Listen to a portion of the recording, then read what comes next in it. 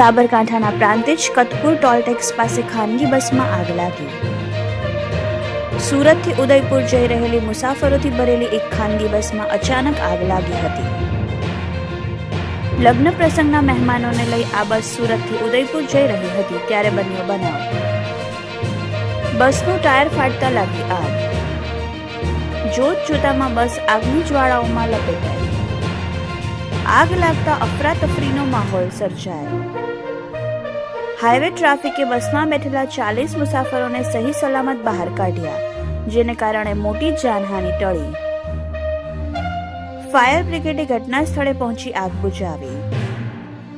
આગમાં બસ બળીને ખાખ થઈ ગઈ. રિપોર્ટર જીગર પંડ્યા, યશવી ગુજરાત ન્યૂઝ, સાબરકાંઠા.